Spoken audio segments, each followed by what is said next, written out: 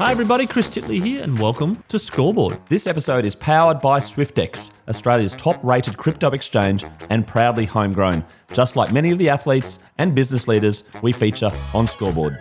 Hi, it's Chris Titley here, and on today's episode of Scoreboard, the podcast, I'm joined by Amy Chapman. We're at 2:15, Thursday the 9th of October. What a glorious day in Brisbane, and welcome and thank you for coming in. Thank you, it's beautiful. I've been out for a 40k cycle already today in the heat. A bit windy, but otherwise beautiful. 40 Ks. It would have been a bit hot. It was. I'm a wannabe cyclist now. Maybe because my knees are so bad. When did you start cycling? Oh, I'm a very casual cyclist. Have all the gear, no idea, but probably post-football really. But to be honest, I don't have time with a toddler. Yeah, no. And so where do you cycle? Just did the River Loop this morning. Beautiful, round Brisbane River. It's a bit of a classic. And I live on the River Loop, so it's helpful. Oh, that's good. And did you stop and get a coffee after with all your people and halfway through, always. All your gear? Yeah, halfway through. Yeah, at South Bank, beautiful little spot there. I'm mostly there for the coffee, actually. Yeah, well, that's a good. Yeah, I think a lot of cyclists. Well, I'm not a cyclist, I wouldn't know, but I think there's a lot of coffee shops that rely on cyclists. Now we're coming into summer, but 2025. How would you describe it in your little world? Oh, it has been such an interesting year for me. It's been my first year really out on my own. I've got my own startup, which has been amazing. So prior to that, I was working for the same company for 10 years. So it's been a really cool, wild ride. Some amazing highs, some lows, but also have a toddler at home, so they keep us going. Amazing highs and lows. Obviously, that's a bit of a sport reference too, sport and business. There's some lessons that learn. But what about having a toddler and a family, the lessons from sport? Yeah, I think what I've learnt mostly is that your time is no longer yours when you have a toddler, which is amazing. And she's a little legend. I've tried to enrol her in football already, but she's not so keen on organised activities. She's more just unorganised chaos. So yeah, it's been an amazing year. I only got married last year, so there's lots going on. Wow. There you go. And your own startup is exciting but nerve-wracking, and all the emotions, as you said. Do you want to share a little bit about it, or can you share? Oh, yeah. So I was obviously working for the same company in MedTech and medical devices. So my role was to go into surgeries and assist surgeons with, some machines that remove tumours, brain tumours, spinal equipment. So very technical, and I absolutely loved it. But it was interesting how having a child, so I went on maternity leave, just changes what you want in life, the pace and the things that you're really passionate about. So I think I never came back with the same passion after being on maternity leave. So that kind of was that moment in time where I thought, actually, you know what, I want to do my own thing here. So I've got a business that helps athletes in particular get into MedTech and get into rewarding careers, transitioning to rewarding careers and upskilling them. So we've got a course.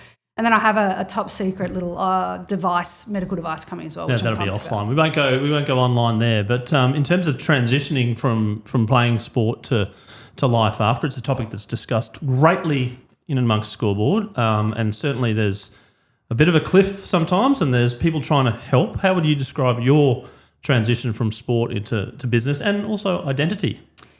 Yeah, fascinating topic, really. I think.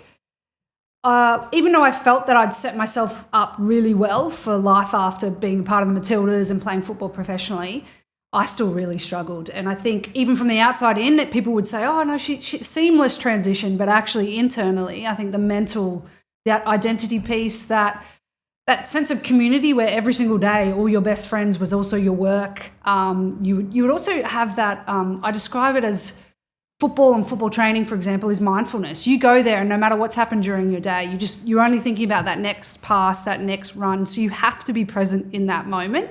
And I think it's taken me years to be able to replace that mindfulness that sport brings. And also you never quite get that adrenaline rush that you had before. So although I transitioned into a sales role, which I think is excellent for sports people, and into something that involves the human body, which we're clearly passionate about, it was a tough journey, and that's why I'm so passionate about, helping others. Yeah, that connection to something, I suppose, and the repetitiveness, and also you're getting paid for it as a job, and then all of a sudden it's not. The difficulties, I'd imagine, are very, very high, and some people might go, oh, well, you're a sports or whatever, but it's not. Like, you're a human being, right?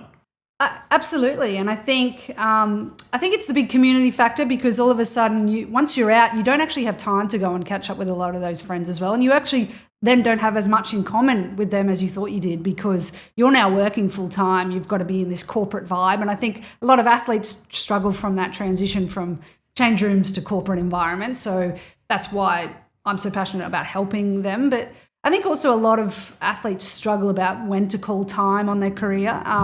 For me, in essence, I was unlucky but lucky, but that decision was essentially made for me. I'd have 7 knee operations, including three ACLs. 3 ACLs. I've done my research. There you go. Yeah. Keeping the surgeons in business, really.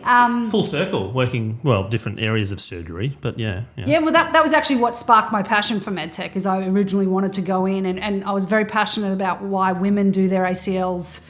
8 times more likely to do it than males. So I've always been naturally drawn to understanding that and what we're doing, what are the innovations in that space. So that's why I landed in MedTech, because of that.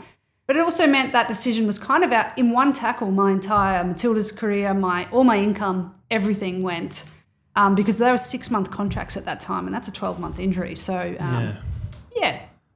We've had a couple of discussions about ACLs, and I'm going to digress here for a second. One was a MedTech company based out of the US, ISOFIT, that was helping to try and prevent it. And they mentioned along the lines of there's a huge amount of ACL injuries from a youth point of view, maybe like 14, 15-year-old people. And then we see the AFL this year, and again, I don't know whether they've gone up in terms of ACL injuries from last year, but it just seems prominent and more prominent more often. Have you got a theory on why? Many theories. Scientifically proven or not is another thing. But actually, this has also been the worst year in the Premier League, in the men's Premier League as well for ACLs. So we're talking players who are worth hundreds of millions of dollars, and they're still not quite figuring it out. So it's fascinating. Obviously, there's a big push on players being overloaded, not doing the right movements. On the female side, obviously, we're anatomically built different, and we do load our knees more naturally. We have these childbearing hips or wider Q angles, which do put a bit more pressure on your knees. So we are naturally wired to do that, and there's so much research coming out in hormones, menstrual cycles, and that how that affects your risk of tearing your ACL at a certain time. So the US women's national team, who are a lot better funded than a lot of other countries, are doing some amazing work in trying to control and manage the loading of their players based on that. So I mean, we could probably do an entire podcast on that. We could, yeah. I've got another question on that, like the specialisation of sports at an earlier age. Yeah. Have you got a theory? I see it quite a bit, particularly like maybe cricket for younger boys. It's like, because it's summer, so you play, but then there's winter cricket, and then there's other sports people are specialising, but at the ages of 14, 15, 13, it's like one sport, and maybe there's a bit more of like the same repetitive motion on a particular part of the body that may cause injuries. I don't know. Yeah, exactly. And that's the irony, is we don't have the research on that, because a lot of these, they're not professional, unless, some of the Chelsea academies, they're bringing these players in at 8 or 9 years old. So they could probably come up with the data, but that's not relative to the general population either. They're pretty elite already. So fascinating discussion. We'll see, we have digressed, but I'm going to go back to football for a second, and your relationship. From the outside, it still seems that you're very deeply passionate and deeply involved in the game through your commentary gigs. Is that a fair assumption that you still love the game? Very much so. I think it's been an incredible 4 or 5 years for the Matildas, for football, but more generally for women's sports. So I'm very much at the forefront of that, and I'm love to see that rise in interest. But yeah, incredibly passionate. I love the commentary side of things. It's, although I couldn't be involved in the most recent World Cup as a player, that was probably the next best thing. I got to be the voice of those games, including the World Cup final. So I think that's amazing. And they're also still all my friends. So there's a fine line, actually, because you have to sometimes be critical as a pundit as well. You have to criticise these people who you played and spent day in, day out with. I've had a couple of parents message me saying I'm a bit harsh here or there, but it's part of the game, and I love it, and I'm confident enough to give a strong opinion on those things. So the commentary gig, where did that come from? Because that's something that's I'm a little bit curious about myself, but also like I'm going, it seems like it's an art / skill, because if I watch sport, I'd be like, that's good, nice, but actually pinpointing for people listening must be a little bit tricky to start off with. It is an art, and I think how I am casually watching at home on the couch, I can tell you I'm very different to how I am. Oh, come on. And people are like, what's she talking about? Yeah, no, I'm a bit more controlled in the commentary box. But it is an art. We've seen so many people attempt this across different sports, particularly ex-players. There's a real art in bringing the right tone to your voice, but also really adding colour and value to what you're saying. It's not just stating the obvious. I think that there is a real art, and people just get a little bit tongue-tied and all these sorts of things. And I think one of the hardest things is actually you're often calling teams. It's easy when I'm calling the Matildas because I know it inside out. I don't even have to do any prep. But when you're doing South Korea versus North Korea, very difficult to find background information on the North Koreans. So that there's an art in the pronunciations and that history and trying to add colour when it's pretty tough when you get probably 7 seconds to do it. Yeah, and the data point of view as well, like going, memorising maybe where they've come from, the clubs that they've played for, the types of this is their leading goal scorer, etc. How much time goes into that? Many, many, many days. So I was actually the first female co-commentator as well of the A-League men's, which is, for me, I'm passionate about that because we're trying to get more visibility of women all across sport, whether that be on boards or, in CEO positions, referees, whatever. I also think it's really important that we change the way it sounds as well. So that was something that was incredibly important to me. But because I naturally love watching football, it does come naturally to me. If you turn around and said, Amy, co-commentate a basketball game, I would struggle because I haven't followed that my whole life. You don't have the strategy, and you don't not reading the plays and understanding you played your whole life. In terms of like overload of football, your relationship with football, can you talk about that from an early age? Again, from Albury to now, where you're at now, the ups and downs, and where there's points where you're like, I just don't want to think about football. Yeah, I think I started playing when I was about 7, and only because my brother was playing and it was easy for us. Mum was taking my twin sister and I to trainings anyway, so we were sitting in the car, so she thought you may as well jump out and join in. And then we loved it, and my brother was super competitive. He was constantly pushing us. And having a twin also meant we were constantly trying to outdo each other, and you also have someone to pass to at all times, so that's helpful. So that's or shoot against. Exactly. If you want to be a goal, two-player game. Exactly. I only played with boys up until I was 16. I'd never played in a females team, so that was unique. And I loved it. In fact, I went a little bit too far and got a little undercut, just wanted to be one of the boys, wanted to blend in, genuinely wanted to play for the Socceroos. Didn't realise that wasn't an option. Hadn't heard of the Matildas at that time, so I'm so glad that has changed and that visibility has changed. But yeah, I think for me, I've always loved the game. I think the hardest time to love the game was maybe the first 2 or 3 years after retiring, and that, you'd sort of have a bit of a conflicting feeling watching the Matildas going, that would have been me. I would have been on that tour. So that there was that little bit of jealousy, but you work through that and then you just start to give back to the game in other ways. And it was by chance I fell into commentary. It was pretty intentional when I became a director on Football Queensland because it was important to me to give back to the game that gave so much to me. Yeah, then the jealousy, I suppose you could reframe it in your head as you being part of a puzzle, being part of the piece of the puzzle that has driven the game forward, right? And you feel proud? Absolutely. And there's hundreds and hundreds of people who came before us, and everyone goes through this phase. And even this current block of incredibly famous and very talented role models we have in the Matildas, their time will come where they need to transition, and it will be difficult. And so I think it's just that initial phase, helping them through that first 1 or 2, 3 years to find a new passion and a new way to give back to the game that adds value. And I think that's how I found that with commentary. Where I still get to be heavily involved and a little bit of a face and a voice of the game as well, which I really enjoy. Yeah, not just from a domestic point of view for yourself, but also internationally, going over to the US and playing in LA. Do you want to talk about that time when maybe Bex was over there at the same time? Yeah, loved it. Yeah, so David Beckham had just signed for the LA Galaxy men's team, and then I'd signed for the women's team. So that was amazing. I played 2 seasons over in LA. That was the time when the US women's competition was the best in the world, but it had just crashed. It went under. It had no money. It had no funding.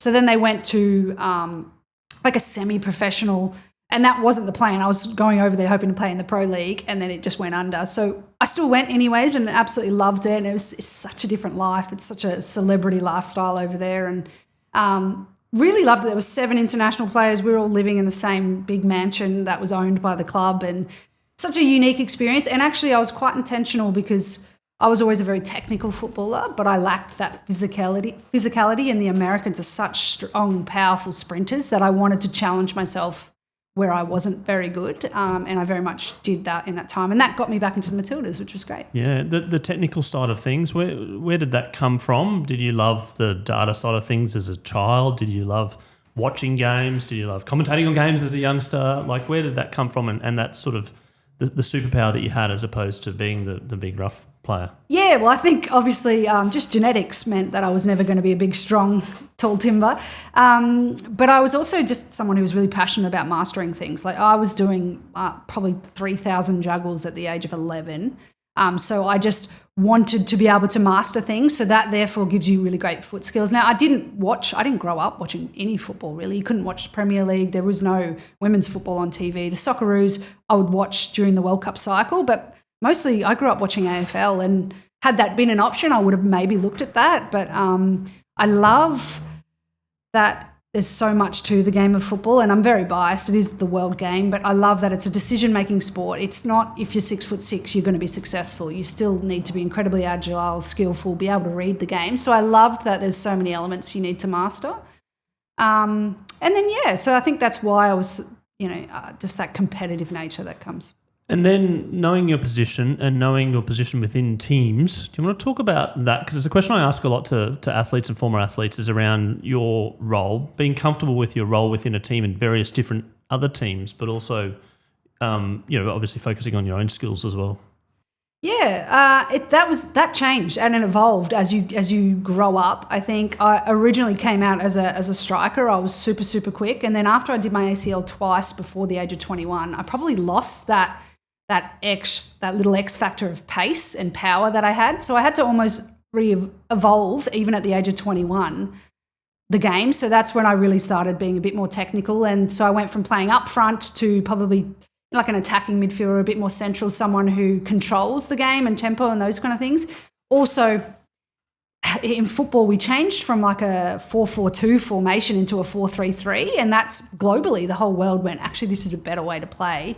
And then Sam Kerr came in, so I thought, oof, not going to compete with her, so I better reinvent myself again. So it kind of it evolves in time, but that's essentially how I rolled with it. And different coaches work different ways. Sometimes they were saying, really highlight your strengths. You're great in technical areas, very clever, great vision. So focus on that. And others would just say, you can't win a header, or you can't, you're sick, 5 foot nothing. So it's whether you put the emphasis on what you're good at or what you're not, your strengths. Yeah, and then what about the importance of coaches growing up? Do you remember some coaches? Do you remember the ones that you thought they got the best out of me? Yeah, absolutely. And I think that probably links nicely back to that, around those coaches who would focus on the things you weren't great at and try and put energy on that. And I think as I've evolved, and even in the corporate world, I'm a lot more find those natural skills and those natural strengths that make you elite and own them. I think you spend a lot of time comparing yourself, like I don't have a vertical jump as good as Sam Kerr, so do I just work on that, work on that? Or do I focus on what I am better at than the other players around me? So you have that little imposter syndrome.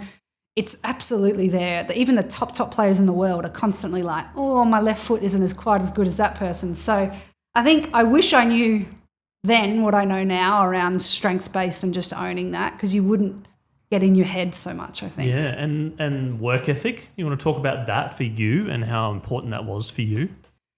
Yeah, I mean, I think I was naturally ridiculously competitive. And you reckon that's the twin sister thing?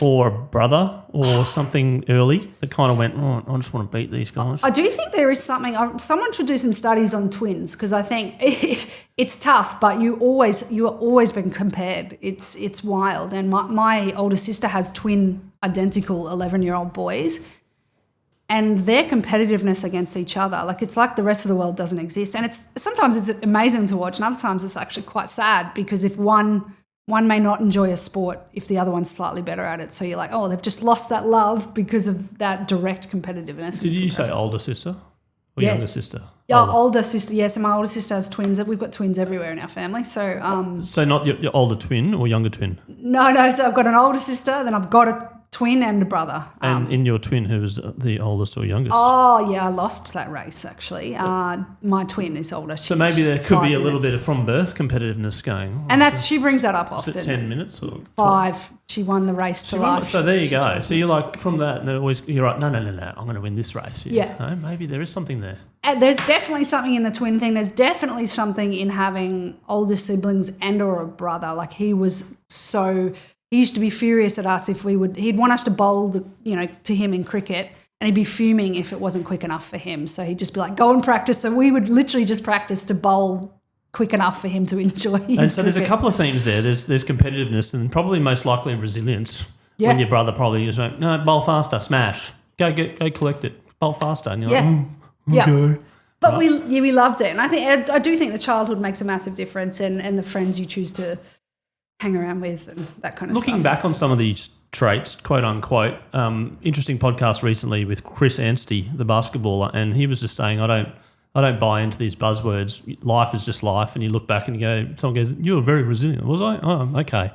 Are you a bit like that as well? Like looking back going, or were you kind of going, I need to be competitive early. I need to be resilient, all this sort of stuff early? Well, yeah, I'm a bit more on the theory that everything is always evolving. There's times when I'm not resilient whatsoever, and other times where I've been incredibly resilient. But it's constantly evolving, and I think if I look at the injuries I had, I don't take life too seriously whatsoever, and I quite like that mantra. But it is that character building. You do learn so much from those tough moments, and people from the outside looking at you going, how did you come back from 3 ACLs? Or other people look at you like, you're actually crazy. Like, why? And you're not even earning good money. So why do you keep doing this?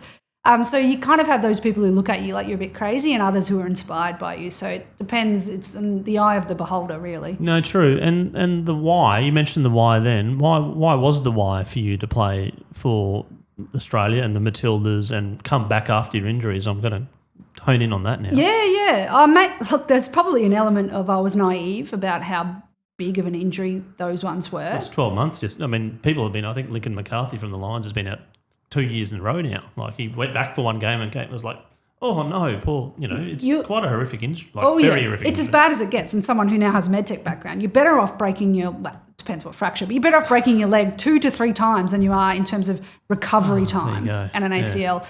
But I went to a World Cup at 6 months post ACL. No. That was an under-20s World Cup. It would be unheard of now.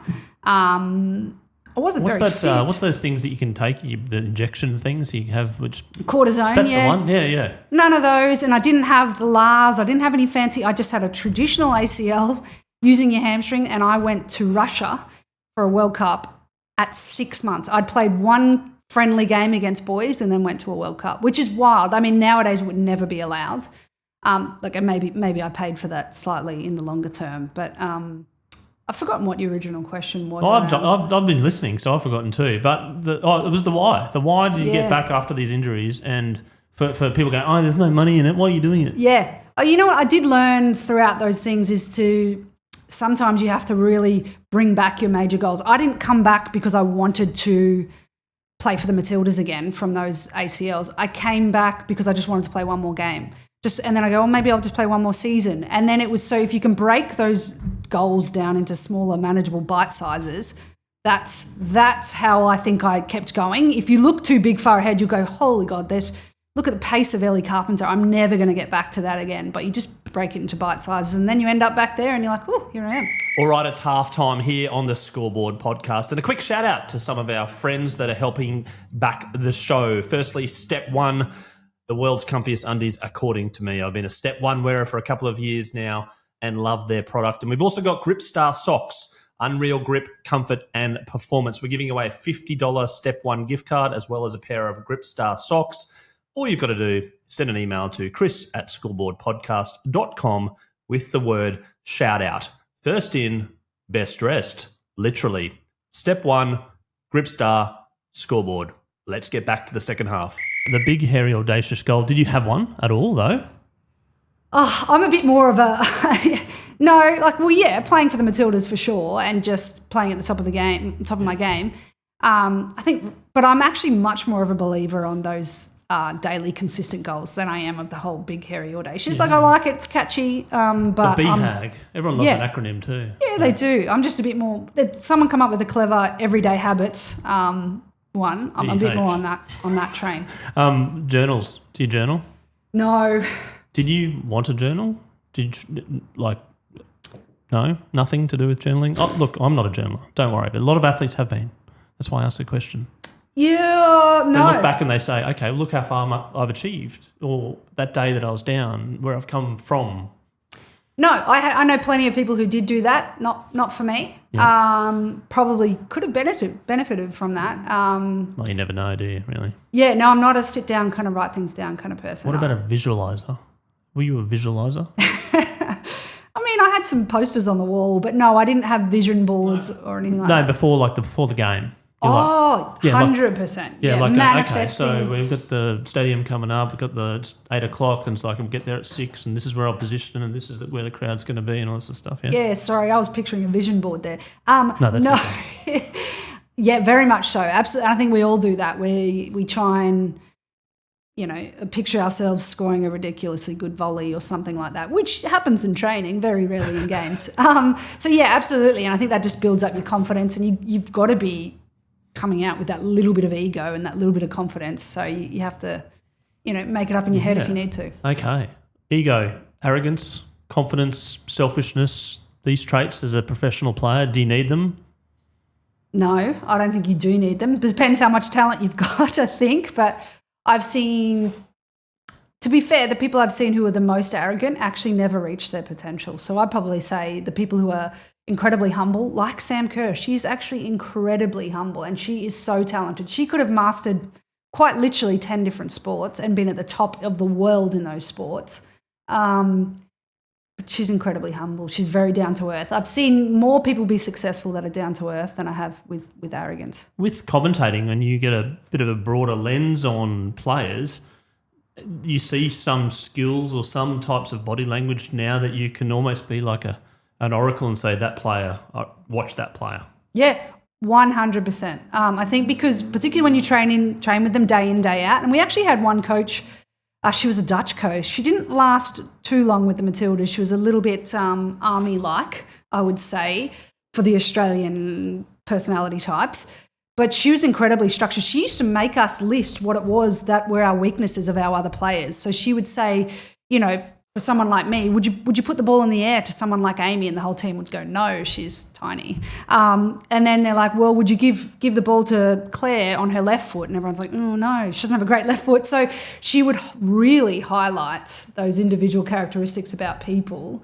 It wasn't received well. It didn't last too long, but it was an interesting tactic of just honesty and transparency. And I think actually athletes are very naturally good at understanding what their strengths are and where they need work. No, it's interesting. What was that TV show where they voted you off the island? Remember that one? They and you had to vote your peers off, and he was like, yeah, and then you've been voted off the island by your peers. Like the reverse of a Players Player Award.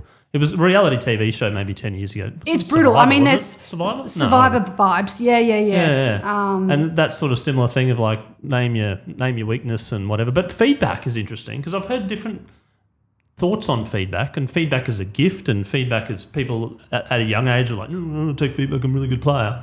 But then towards the end of their life, they're like, I wish I would have listened a bit more instead of that. So where were you on the feedback thing? Oh, I'm very pro feedback, and actually transitioning into corporate world, I've been blown away by how little they give, and if they do, it's always dancing and tiptoeing around things. Whereas I think athletes are wired to get feedback, because the way we see it is if they're not giving you feedback, they're not in your plans.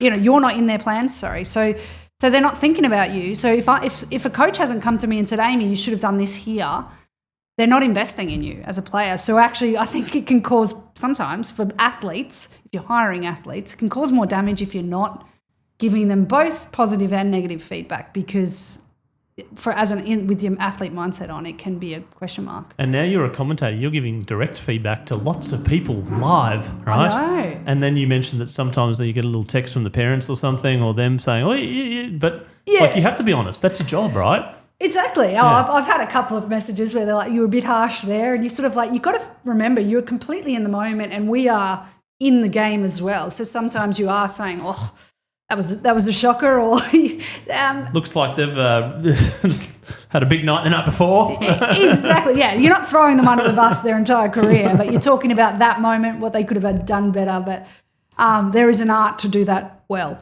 Yeah, and then running your own business now with everything that's, basically account and also being a parent as well, which is the most important job. But everything's on you now, and the pressure. Did you feel pressure? Do you feel pressure now? Yeah, yes and no. I love a bit of pressure, and I think I transitioned into a sales role. It was deeply technical in MedTech, but I actually love that for athletes as well, because we love being rewarded on performance, and I think sales roles do that really well. So if you are hiring an athlete or you're thinking about that, I think that's a great thing to think. Give them uncapped opportunity, and I thrived on that. The better I did, the more money I made, or the more opportunities that came for you. I would struggle in a corporate role where I'm next to someone who's doing a terrible job and I'm doing a great job, and we're getting rewarded the same. So I love that, and so even in the other roles that I'm doing now, I've got more than enough intrinsic drive to be successful in whatever it is. So I thrive on that. As long as you love it as well, I suppose. Doing something you're not really enjoying probably is not a great start, I would have thought. 100%. You have to be passionate about what you're doing, and that's actually also a luxury. Not everyone can be passionate about the work they do, but when the time comes when you get a chance, grab that with two hands, because that, particularly in sales, gosh, I would really struggle to sell something that I'm not passionate about, or influence others on something that doesn't mean something to me. Do you read stuff on high performance? Like, do you read books, or do you listen to podcasts, or are you just kind of a bit like you love your music, or you love a good trashy TV or something? Yeah, great question. I'm not like a listen to inspirational, sales people or anything like that. Hashtag 24/7 hustle. Hashtag. Absolutely not. Find them quite cringy. Startup founder. Yeah, no, I'm probably a closet nerd. I'm a closet learner, so I'll listen to a podcast on the history of some sort of medical something or other. Like, love that kind of stuff. I'm like you're a learner. You're a lifelong learner. I am. And you're confident, and you're competitive, and you're resilient. Lots of traits of high performers per se, even though some people say you just do it, right? You're not doing it to be a high performer. Now, we've got some other questions in and around Scoreboard podcast, which I do with some guests, which are fun. The first one is your all-time favourite sporting moment. I think I might know what it is, but I don't. Yeah. I mean, I preface this that it shouldn't include yourself. Yes. And it wouldn't. Because that gets people out of their comfort zone. They go, that's the time that I scored that. Oh, no, not about you. Yeah, no. Look, a few come to mind. A couple of years ago, I probably would have said the Kathy Freeman 2000. What a moment, by the way. And 25 years this year, and it's been replayed again. And, you can watch it 1,000 times. And that's what I love about a good sporting moment. You can watch it 1,000 times. Exactly. That, for some reason, I mean, I've never, ever been passionate about 400 metres, but something about that iconic moment, who she was, all of that. That expression on her face as she finished, like it was just this sort of like this. I mean, she talked about it recently publicly that she was looking at her time and she was disappointed, and that was it. Like, she goes, this is not a great time. Yeah. But then said, was it relief? She goes, no, I wasn't relief. I was just disappointed with my time. But I think the whole world saw relief and saw it was just like, you can't, like, picture says 1,000 words, right? Oh, I think that moment is iconic for a million reasons. It's just her athleticism representing Indigenous people, women. It was just incredible to see a female achieving that on the stage, on the world stage. But I will actually trump that because obviously the Matildas most recently, I am biased in that respect, but their game against France here at Suncorp, that penalty shootout, was by far the coolest thing I've A, ever commentated, B, watched, and see the impact. So holistically, I talk about Kathy Freeman. So she had 8.1 million people watch her for that race. There's only one thing in history that got more people watching it, and that was the Matildas, which is 12.1. So very cool, the fact that they're both females sporting incidences or events. So I put those two, 1 and 2, Matildas. I probably put maybe because it's fresher and just because they were all my friends as well. So it was incredible. And also moment. Being in Brisbane. Right here, Suncorp. Just also. Did you, as a commentator, were you like were you standing up? Or were you kind of sitting down? Or like, what was the like? Did he go up and down? Or what were you like? I got was some someone funny, filming you? No, but so it's so funny. One of the journalists who I've been working with, she was in front of me. When we won, she dislocated her shoulder celebrating, like punching the air fist. I threw my phone like by accident, like 7 rows ahead of me just from celebrating. But actually with my commentator hat on, the guy who was commentating with me, so we were commentating for the world feed. So if every country listening in English was listening to us, so an English guy, he does the Premier League regularly, he's English, so he wasn't quite as emotionally involved. I was crying and then I literally said, I feel sick about 3 times. So not the highest quality of commentary, I wouldn't say, but it was genuine. Well, genuine honesty, passion. Transparency. Yeah, like when Mackenzie Arnold, who I've literally known my whole career, gets up, takes her own penalty, then turns around and saves it. I was literally, all I said for 3 times in a row was, I feel sick. But it was probably a reflection of the entire country. I think it was a reflection of all of Australia feeling sick too in the stomach. Yeah. And just the highs and lows. What a moment, by the way, and great to reminisce because we could talk about that and watch it 1,000 times. Where were you when that happened? I was at my neighbour's house. So I'd been at the Brisbane Lions game with my 2 sons and we left at 3/4 time because both games were finishing at the same time. And we're like, we got to get back to this Matildas game, right? So we get back and we get an Uber. We're like watching it in the TV. And then we get home and it was just full time into extra time, right? Yeah. And so then we rush over to the neighbours where there's about 4 different neighbours together and they're all watching in this pool house together and mums and dads are like, and we're like, we saw her in the taxi, and then we just watched the shootout with about 20 or 4 families in front of this pool house and just like literally just screaming, screaming and screaming and screaming. And then I've got a video of it, but that's incredible. I think, and it brought everyone together. Right? Yeah. You hear people like who were at the Gabba and the entire Gabba stopped, all the players stopped, we left. all stopped and watched. Gone. We hightailed it. Like it's Adelaide, you go. And even at the MCG, that one there, and I think actually Fed Square was absolutely packed. Sorry, Lions, not that night, but we left early because there was something more important.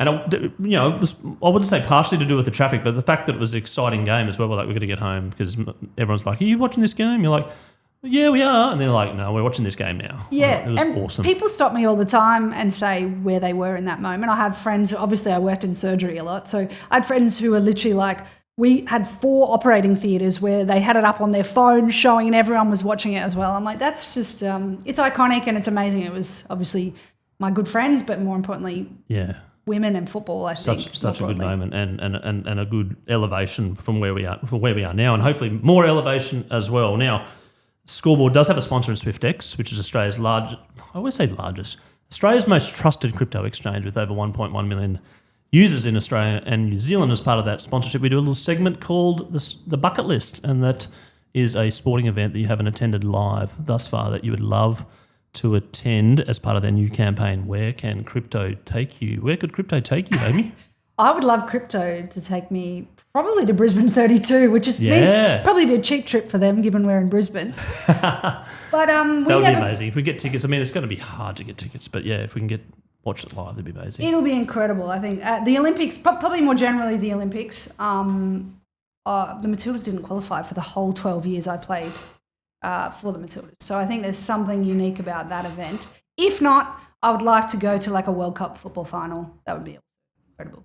Now, we've also got a little partner in trivia. It's time for the Scoreboard Trivia, which is powered by a Video Pro. From home entertainment to business tech solutions, Video Pro brings world-class technology to Queensland and beyond with over 40 years of expertise and a team that truly cares. Video Pro is trusted by households, schools and businesses alike. Find out more at videopro.com.au. Now, to win a $200 gift card from Video Pro, all you need to do is email chris@scoreboardpodcast.com. That is chris@scoreboardpodcast.com with the 2 winning trivia questions, which we're about to get onto. The first one is, how many World Cups have the Matildas played in? Now that you talked about them qualifying and missing out, how many have they played in? I have to do some maths here. Every 4 years, I'm going to say 12. 12 is a little bit too many. 8. 8. There you go. But that's okay. 8 is amazing. I don't think the men's like 4 or something. I think 3 or 4. 3. So double. That's double close. the men's. Yeah. And then the Matildas name. I had to Google it, but what year was the Matildas name given to the Matildas? Oh, well, I know the first Matildas team was in the 1970s, but I feel like the actual Tilly's name would be in the 90s. I'm going to say 94. Oh, you're so close, but no biscuit, 1995. Oh. 30 years. Yes, Yeah? this year. I wonder if that's ever been talked about. I haven't heard about it this year. Catchy name, Tilly's. Like it. 30 years since the Matildas. And Amy, now it is time for the Do You Budget segment, sponsored by PocketSmith. PocketSmith is the personal finance app for the household CFO, the one keeping the budget in check, paying the bills and kicking goals. Over 80,000 Aussies use PocketSmith to track their spending, see their net worth and plan ahead. Amy, I am curious. Do you budget? Yes, I would say I do. I like to be a bit money savvy. So yeah, I need to keep an eye on it. How do you do it? Because you should use PocketSmith, by the way. I should. I don't have an app. I'm a bit old school. I just put it on an Excel spreadsheet, but I could be better. Well, there you go. Excel spreadsheet. You can jump on and check out PocketSmith, and I really do appreciate PocketSmith for helping us out here at Scoreboard. Now, I've got one final question for you, Amy. Some advice for younger girls now playing sport that want to grow up and be a professional athlete. Oh, gosh. Okay. I think more broadly, my advice to anyone growing up and finding themselves is just to be uniquely yourself. That is what makes you so interesting, so talented, is own your uniqueness. That's what I would say, because I wish I knew that. Didn't want to get caught up comparing yourself to others. So just be uniquely yourself and own it. It's a very interesting point. I've realised I've also forgotten the scoreboard moment, which we can go back to in a second. However, like being the next such and such, I don't like that myself. Like it's like, you're going to be the next blah, blah, blah. I'm like, no. People are going to be the next me, maybe. Yeah, they can be inspired by others. Or they can be inspired by me. Like you're not, putting yourself up on a pedestal, but like you can be you, and that's all that really matters, right? Exactly, yeah. And there's plenty of amazing role models out there. So I do strongly believe, surround yourself with good people and try and... You wanted to be Harry Kuehl, though. I did. Yeah. That's all I knew. It was Mark Viduka, Harry Kuehl. Lucas Neal. Great era, to be honest. Really great era. Brett Emerton. Yeah. It's my era. Stan Mark Lazaridis. Yep. They were all... I was talking the other day about Premier League teams that Australians played in, and Mark Viduka's name came up at Middlesbrough. And like teams that have been in and out of the Premier League, and that was one of the teams. He owns a coffee shop in Portugal or something now. Or does he? Mark Schwarzer was a children's book writer. He was. He's also a football commentator now as well. He's very good. But yeah, did you commentate with him? Did, yeah. Very talented, very tall. Well, I'm going to have to ask you to get him on the podcast. The scoreboard moment, yes. It's a moment in life, which I can't believe I forgot about that. A moment in life which is very vivid. It's like a sliding doors moment, Kodak moment, as they say, that change your life forever. This one's probably, I would say, more broadly having a child, but actually being pregnant. I think I had my life, I'd always pictured that being amazing. I thought I'd be such a glamorous, fit, really thrive. That was by far the hardest 9 months of my life. I was pretty much in hospital the whole time. So I think, look, it's not a positive sliding doors moment, but I think what your human body is capable of, that it truly blew my mind. I had a condition where essentially I was incredibly sick for my entire pregnancy. The end of it was amazing. And as soon as I gave birth, literally within 1 minute, I felt 100% better. So it was that moment of what I had to go through to then get the most beautiful thing on earth. I think that was a life-changing process for me. What a way to finish the podcast. Amy Chapman, thank you so much for being on Scoreboard, the podcast, coming in here live in person on a beautiful Brisbane day. I wish you all the best in the coming next phase of your life with the Secret Startup and the commentary and your love of football. And let's see the Matildas and all the love of football grow, the global game grow over time. Brilliant. Thank you.